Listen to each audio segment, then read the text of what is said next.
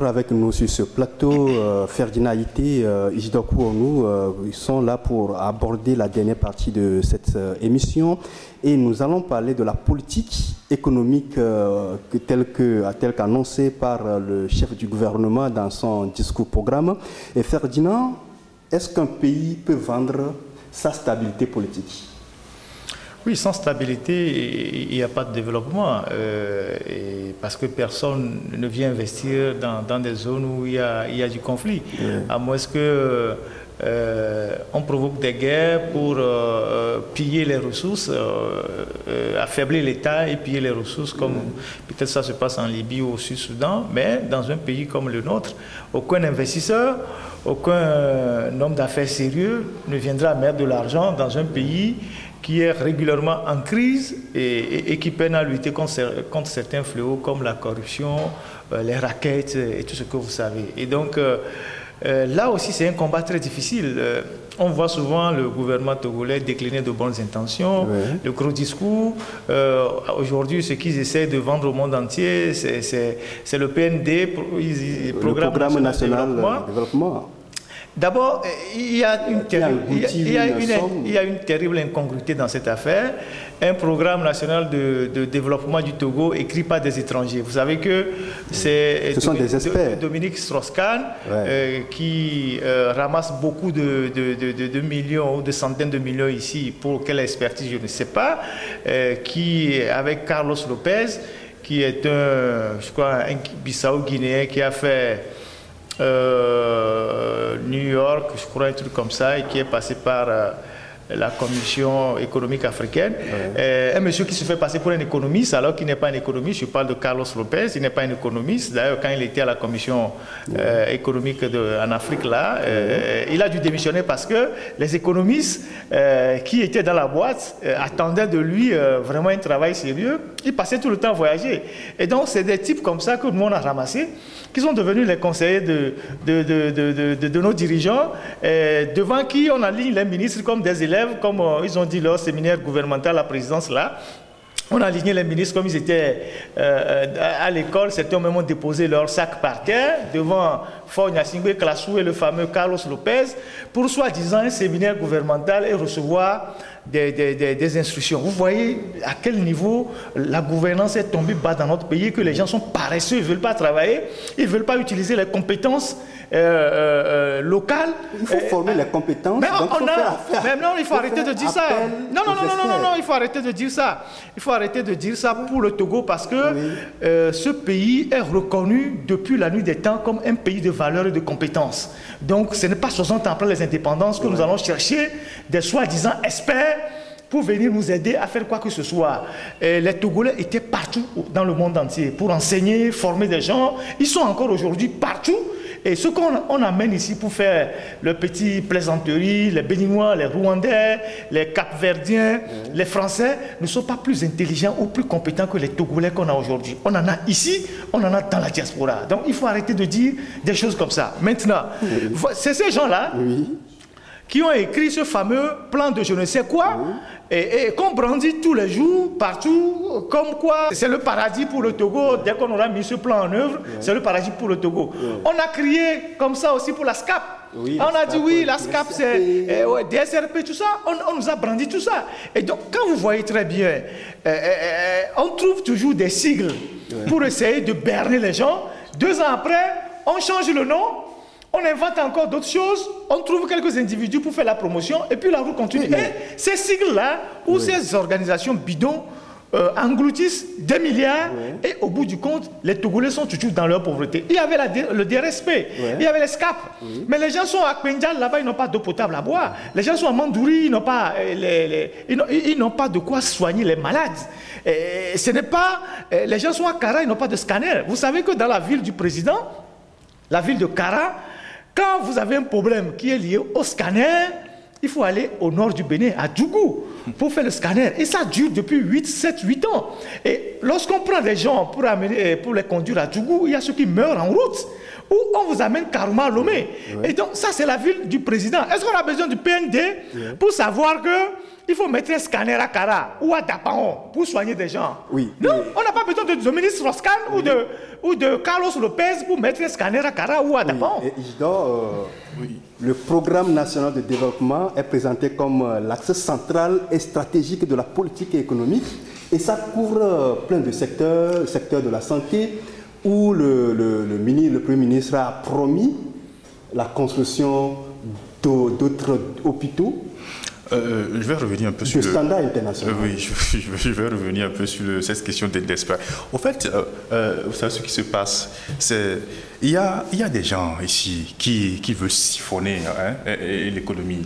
Hein. Ils demandent à ces gens, à ces soi-disant experts, tu viens, tu fais une facture comme ça. Moi aussi, je dois avoir ma part dedans. Il ne faut pas présenter la chose de cette manière. Non, écoute, c'est ce qui se passe de ce pays. Parce que quand l'expert vient, il y a quelqu'un qui est en dessous, qui doit avoir aussi sa part. Donc, c'est ça. Donc, il faut que ces gens-là viennent avec ces missions pour profiter de certains qui sont tapis dans l'ombre, qui font ça. Tu parles du PND. Voilà encore l'autre chose, le truc qu'on a encore fabriqué pour raqueter les partenaires en développement. Parce que la semaine dernière, on parlait de, je ne sais pas, 5 milliards qu'un partenaire je ne sais plus, c'est là-bas, je ne sais plus, que partenaire a donné au Togo dans le cadre de ce projet-là. Mais ce qui arrive aux Togolais, la pauvreté qui a embrigadé toute la population, la misère indescriptible dans laquelle vivent les populations, c'est toujours là. Le PND, je crois que c'est depuis 2018 qu'on a lancé ça. Ouais. De 2018 à aujourd'hui, qu'est-ce qui est concrètement fait dans le cadre de ce projet-là? Qu'est-ce qu'on peut nous montrer aujourd'hui que depuis le lancement de ce PND, voilà ce qu'on a fait? Je vous rafraîchis la mémoire. Et le Premier ministre a dit plus de 800 km de réhabilitation, de renforcement, aménagement et bitumage des routes et des ouvrages d'art qui ont coûté 680 millions. Ce sont des réalisations. Dans le cadre de ce PND, ou bien les routes qu'on réaménageait avant le lancement du PND. Oh bon, ces routes-là, il faut voir aussi comment ces routes sont faites. Les routes qu'on réaménage et après on déconstruit, on vient, on réaménage encore et pendant ce temps, il y a quelqu'un derrière qui ramasse des sous parce qu'il présente des factures. Voilà, on a fait, c'est pas bien, on a vu qu'il y a des dysfonctionnements ici et là, donc on refait ça et c'est ça, on continue de ramasser de l'argent derrière. Qu'est-ce que c'est ces routes? On construit les routes pour acheminer les produits agricoles. Je crois que si vous lisez très bien cette histoire de déclaration de politique générale du Premier ministre, il a parlé du port, il a parlé des phosphates, il a parlé de certain nombre d'agriculture, il a parlé des routes, des rails. Vous imaginez que... Parlant des rails, vous imaginez que... Il a dit qu'on va construire... Non, attendez. Vous imaginez que... Du port à Saint-Cassé. Vous imaginez que depuis... il a dit que le port va jouer un rôle majeur dans la réalisation du PND. Il a raconté tout un tas de choses. Ce port-là, même qui n'arrive plus à payer ses fonctionnaires. C'est-à-dire que le port est obligé aujourd'hui de recourir à des découvertes pour pouvoir payer ses propres fonctionnaires. Parce qu'un réseau s'est organisé pour dépiécer tous les secteurs juteux du port et le privatiser à des amis. Maintenant, les rails, ça fait quand même un bout de temps qu'on nous vend les rails. Depuis 15 ans ou 14 ans qu'ils sont au pouvoir, ils ont dit qu'ils vont faire des rails de Lomé à Saint-Cassé. Est-ce qu'ils ont fait même 1 kilomètre de rails depuis qu'ils sont au pouvoir? Même s'ils faisaient 1 kilomètre chaque année, au moins ils auraient fait actuellement 15 kilomètres. On serait peut-être vers à Téticopé. Mais ils n'ont même pas réhabilité. Ils n'ont même pas été capables de réhabiliter les rails laissés par les colons. Et si vous prenez les infrastructures, vous prenez la route nationale numéro 1. Vous savez qu'entre-temps, il y a 4 ou 5 ans, Fort était en Arabie Saoudite et on nous a annoncé qu'il y a un prêt de 100 milliards pour faire une autoroute Lomé-Saint-Cassé. Le Premier ministre est revenu sur ça. Il a parlé du dédoublement. Et depuis, on n'a pas vu les 100 milliards de l'Arabie Saoudite. On n'a pas vu la route, on n'a même pas vu le début. Et vous savez que quand vous prenez la nationale numéro 1, tous les ouvrages d'art qui sont sur cette nationale numéro 1, je parle des ponts, ça remonte à l'époque coloniale. C'est pour ça qu'à chaque fois quand vous circulez, les routes à un moment donné sont réduites au niveau des ponts. Et il y a des accidents. C'est des ponts qui remontent à l'époque coloniale. Ça veut dire que On n'a même pas fait un progrès. On ne s'est même pas débrouillé. Maintenant, les pistes rurales, comme Isidore vient de le dire, mais on met quelques... je ne sais pas comment c'est, on met du sable, de la latérite. De la latérite, ils ont parlé de 4000. Oui, c'est ça, on met de la latérite chaque année sur les pistes rurales. On facture ça à coût de millions, vous venez de dire 600 quelque chose millions, on détourne une grande partie de l'argent et chaque année, le même phénomène continue. Parce que quand il pleut, la latérite est rapidement emportée par les eaux de ruissellement. L'année prochaine, on vous dit, oui, réhabilitation des pistes rurales, il y a ci, il y a ça. Mais il faut qu'on arrête avec cette comédie-là. Si vous voulez faire des routes, prenez le temps de faire des routes comme on le fait dans tous les pays. Si vous voulez faire des rails, prenez le temps, une fois pour de bon, de faire des rails comme on le fait dans tout le pays. Le Sénégal a lancé un train moderne. Ils n'ont pas crié à travers plusieurs discours avant de faire le train moderne. La Côte d'Ivoire, le Ghana, ils font des autoroutes chaque jour que Dieu fait. Ils ne font pas de la publicité gratuite et au bout du compte, ils ne font rien. Ce pays a énormément de richesses et il est inconcevable que quand vous parcourez le Togo du sud au nord, les populations sont dans l'extrême pauvreté, les gens continuent de boire de l'eau de ruissellement, les gens n'ont pas de quoi se soigner et on vient, on vous dit oui, il y aura le tourisme. Pour avoir le tourisme, il faut qu'il y ait des routes. La ville la plus touristique aujourd'hui, oui, on va en parler. La route et la ville la plus touristique aujourd'hui, c'est Palimé. Et quand vous allez à Palimé, il n'y a qu'une seule route qui traverse la ville. Celle qui passe de Palimé, qui va vers, je ne sais pas, qui va vers Atapamé. Et pour aller même à Pimé, la cascade, il n'y a pas de route. Pour aller vers Padapé, où il y a les cascades, il n'y a pas de route. Vous savez que la plus grande cascade au Togo, c'est à Kloa, dans le Wawa. Il n'y a même pas de route pour aller. Maintenant, vous prenez la Néron, une aussi des villes touristiques, où la mer et la lagune font une jonction. Mais il n'y a aucun aménagement. Il n'y a qu'une seule route qui traverse la ville. Donc, il y a fondamentalement du travail à faire. Mais ceux qui sont là ne foutent absolument rien. Ils s'enrichissent, ils créent des dégâts et après ils viennent servir. Parlant du secteur du tourisme, les hôtels sont totalement abîmés. Le gouvernement a annoncé la création d'une agence pour faire la promotion, pour relancer ce secteur. Et c'est quand même une promesse à louer, à saluer. Oui, le tourisme aujourd'hui au Togo, c'est le parent pauvre de tous les secteurs. D'ailleurs, il n'y a aucun secteur qui a de problème dans ce pays. Donc aujourd'hui, on annonce encore le développement d'une agence, même la construction d'un hôtel de plus de 400 chambres. Sur le site de l'ancien Tropicana. Il y a des hôtels au Togo. Qui sont déjà là, il n'y a personne. Il n'y a personne. Les 16 hôtels sont mal gérés. Ils sont fermés même. Oui, parce qu'il n'y a pas de conférences. Maintenant, il faut d'abord réhabiliter ces hôtels-là. D'abord. Mais comment faire pour relancer ce secteur? Bien les gérer. Mais je crois que, je l'avais dit tout à l'heure, je ne sais pas, ce régime a la capacité de détruire, de ne pas construire. Tu vois? Donc, c'est ce qui est déplorable aujourd'hui. Quand on parle aujourd'hui du développement du secteur du tourisme, voilà notre discours. Les Togolais ont écouté cela de l'oreille gauche et ça ne sort pas à l'oreille droite. Oui, Ferdinand, toujours dans le cadre du programme national de développement, on a promis la création d'ici 2020 de 62 000 emplois et de 400 000 emplois temporaires d'ici 2020, dans moins d'un an. Je ne sais pas sur la base de quelle projection ils donnent ces chiffres-là. Est-ce que vous avez déjà... est-ce que vous vous êtes déjà demandé... Non, est-ce que vous avez déjà eu à toucher du doigt les emplois que le FNFI a créés après avoir englouti énormément de milliards? On nous a dit dans ce pays que le FNFI et tous les projets de microfinance, tout ce que vous déclinez, la FAEG et tout ça, tous ces projets qui qui sont parfois transversales, qui sont entre plusieurs ministères, qui ont englouti des milliards. Est-ce que vous avez vu le nombre d'emplois? Est-ce que quelqu'un est venu vous dire ces projets ont généré tel emploi? On a juste fait quoi? On a dit des volontaires, on a utilisé les gens, on leur a trouvé un peu d'argent et puis au bout du compte, on les a abandonnés, ils sont à la maison. Et on a englouti les milliards. Les gens se sont vachement enrichis. Et donc, ces histoires de dire que d'ici 2020 ou 2023, on va créer 600 000 emplois, tel nombre d'emplois, c'est des chiffres comme ça qu'on balance pour essayer pour essayer de bluffer les gens. Parce que vous avez aujourd'hui des sociétés d'État qui ferment. Vous avez Togocom qui va licencier 500 personnes. Et vous avez le port qui n'arrive pas à payer ses agents. Vous avez d'autres sociétés qui ferment. Vous avez la SNPT qui a déflaté au moins 300 personnes. Les gens meurent. Vous avez les anciens hôtels qui ont les employés qui sont là à la maison, qui sont morts. Voilà. Et donc, on n'est pas capable de résoudre ça. Et on vous promet le ciel.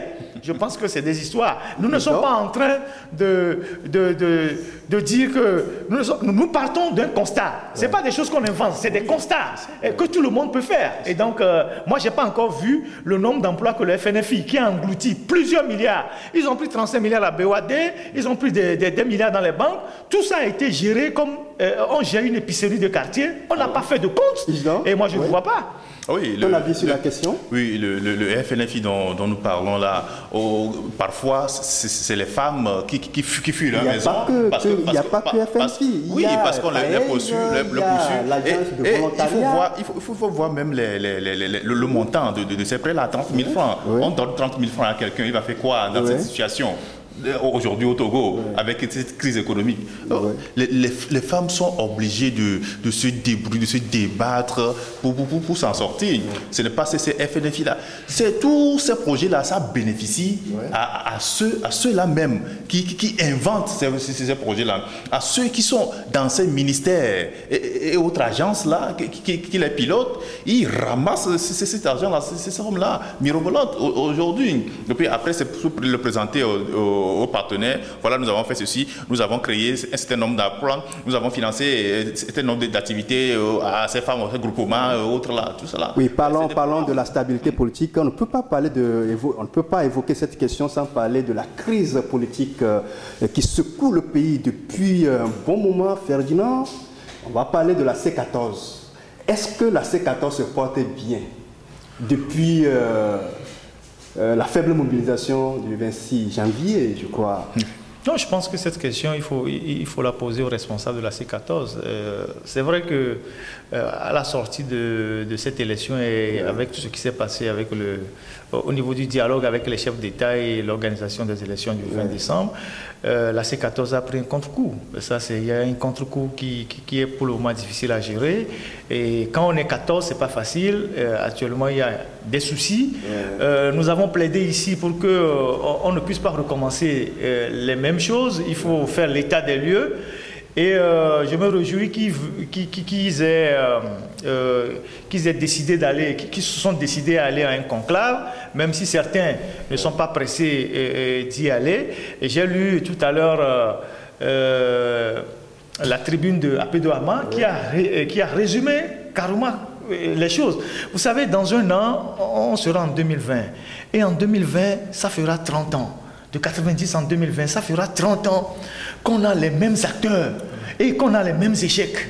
C'est-à-dire que tout ce que vous voyez aujourd'hui dans la C14, une grande majorité, sinon presque tous, étaient déjà à la conférence nationale. Mais quand vous luttez pendant 30 ans, vous n'avez pas de résultat, il y a quand même une réflexion qu'il faut faire. Il y a même quelque chose il y a une réflexion à faire. Et quand vous les prenez tous, certains aujourd'hui sont les lieutenants des leaders d'hier. Et ils sont en train de reproduire les mêmes choses que leurs patrons ont eu à faire. Que ce soit l'ANC, le PNP, la CDPA, tous ces gens-là qui sont à la tête aujourd'hui avec d'autres leaders comme Aïva Zarifou, comme Yinevi, comme Gilles Christ.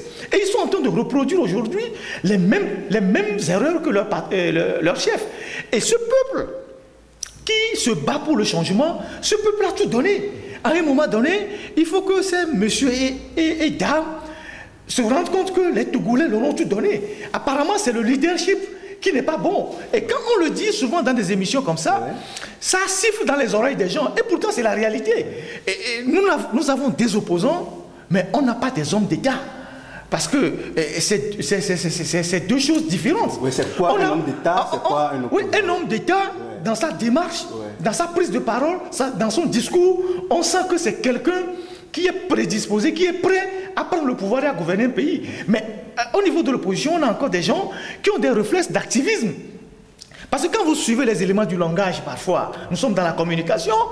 Moi, j'ai été militant, je sais de quoi je parle. Les gens ont dit dans ce pays, bulletin unique ou la mort, on va empêcher, il y a des mois de faire la révision de 2002.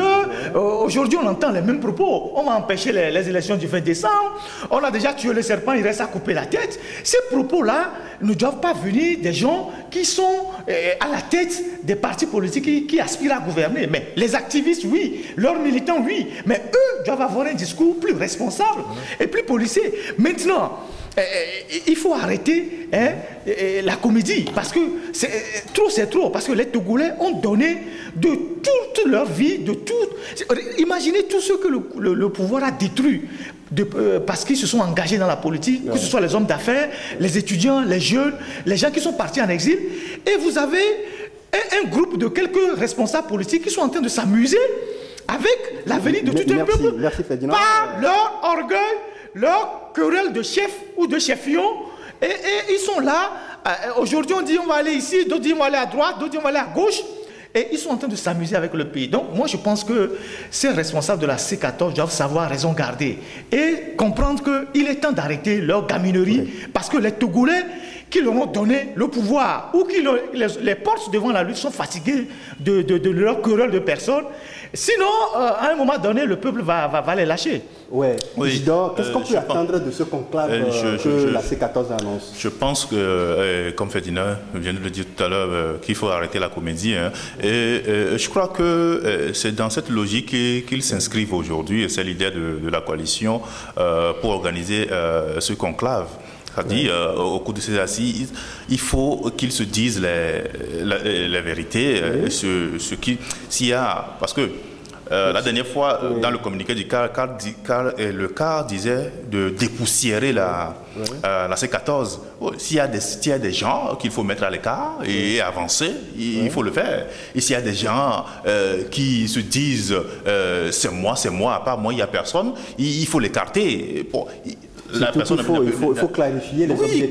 Clarifier les objectifs. Et on ne peut pas créer une coalition qui lutte depuis 2 ans, pratiquement 2 ans, et que la coalition n'a pas d'état-major, n'a pas une structure fixe. Il n'y a pas de trésorerie. Oui, tout le monde se lève et parle des déclarations, et quelqu'un dit un contre-pied de quelque chose. C'est pas comme ça qu'on est dans une coalition. On est presque arrivé aujourd'hui à la fin réorganiser les choses pour aller de l'avant. Ferdinand, en guise de mot de fin, quelques secondes. Non, je pense que, comme on parle de la coalition, moi je souhaite qu'ils aillent vraiment à ce conclave-là, et comme Isidore vient de le dire, qu'ils se disent toutes les vérités, même s'il faut se bagarrer, mais qu'ils sortent avec de nouvelles résolutions, qui tirent leur leçon des faux pas qu'ils ont eu à commettre, parce qu'il y en a eu énormément, et revenir remobiliser la population.